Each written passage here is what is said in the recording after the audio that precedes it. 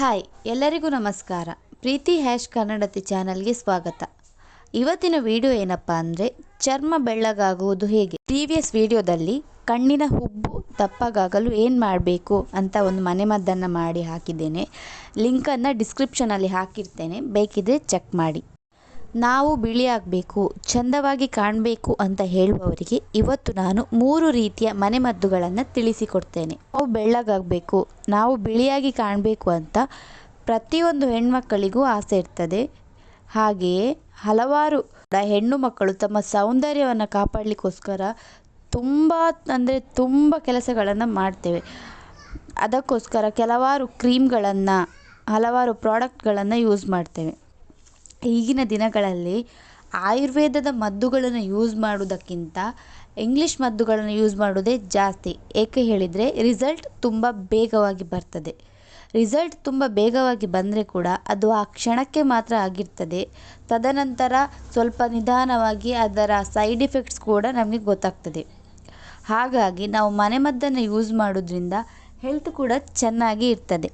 ಮೊದಲಿಗೆ ಹಸಿ ಹಾಲಿನಿಂದ ನಮ್ಮ ಸ್ಕಿನ್ನನ್ನು ತೊಳಿಬೇಕು.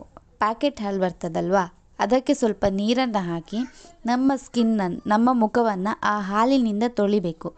ದಿನಕ್ಕೆ 1 ಸಲ ಹೀಗೆ ಮಾಡೋದ್ರಿಂದ ಚರ್ಮ ಬೆಳ್ಳಗಾಗುತ್ತದೆ. ಇನ್ನೊಂದು ಕಹಿಬೇವಿನ ಎಲೆ. ಇದನ್ನು ಹೇಗೆ ಯೂಸ್ ಮಾಡೋದು ಅಂತ ಕೇಳಿದರೆ, ಕಹಿಬೇವಿನ ಎಲೆಯನ್ನು ಬಿಸಿ ನೀರಿಗೆ ಹಾಕಿ ಕುದಿಸಿ ಅದರ ಸ್ಟೀಮನ್ನು ನಾವು ತೆಗೆದುಕೊಳ್ಳೋದ್ರಿಂದ ನಮ್ಮ ಮುಖದಲ್ಲಿರುವಂತಹ ಆಯಿಲಿ ಒಂದು ಅಂಶ ಫುಲ್ ಹೋಗ್ತದೆ, ಮುಖ ಶೈನಿ ಆಗ್ತದೆ. ಹೀಗೆ ಅದನ್ನು ದಿನಕ್ಕೆ 1-2 ಸಲ ಮಾಡಬೇಕು, ಕಹಿಬೇವಿನ ಸ್ಟೀಮನ್ನು. ಇನ್ನೊಂದು ಅರಶಿನ. ಇದು ನೈಸರ್ಗಿಕವಾಗಿರುವಂತಹ ಒಂದು ಮನೆಮದ್ದು.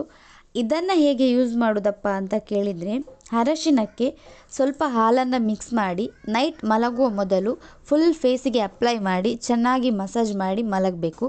ಮಾರ್ನಿಂಗ್ ಎದ್ದು ನಾವು ನಾರ್ಮಲ್ ವಾಟರಲ್ಲಿ ಫೇಸನ್ನು ವಾಶ್ ಮಾಡಬೇಕು. ಇದು ಒಂದು. ಇನ್ನೊಂದು ಕಡಲೆ ಹಿಟ್ಟು.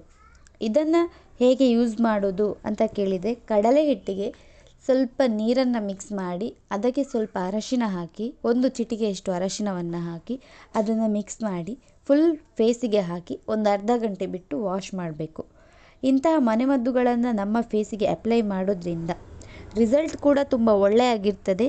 ಮತ್ತು ಫೇಸ್ ಕೂಡ ಏನು ಸೈಡ್ ಎಫೆಕ್ಟ್ಸ್ಗಳಿರಲ್ಲ, ಪಿಂಪಲ್ಸ್ಗಳಾಗಲ್ಲ, ಡಾರ್ಕ್ ಪ್ಯಾಚಸ್ ಇಂತಹವುಗಳು ಯಾವುದೂ ಕಾಣಿಸೋದಿಲ್ಲ. ಇಂಗ್ಲೀಷ್ ಮದ್ದುಗಳನ್ನು ಮಾಡೋದ್ರಿಂದ ತುಂಬ ಸೈಡ್ ಎಫೆಕ್ಟ್ಸ್ಗಳಿವೆ. ಅದಕ್ಕೋಸ್ಕರ ಮನೆಮದ್ದುಗಳೇ ಉತ್ತಮವಾಗಿರ್ತದೆ. ಇಂತಹ ಮನೆಮದ್ದುಗಳಿಗೋಸ್ಕರ ನನ್ನ ಚಾನಲ್ನ ಸಬ್ಸ್ಕ್ರೈಬ್ ಮಾಡಿ. ವಿಡಿಯೋ ಇಷ್ಟ ಆದರೆ ಲೈಕ್ ಮಾಡಿ, ಶೇರ್ ಮಾಡಿ.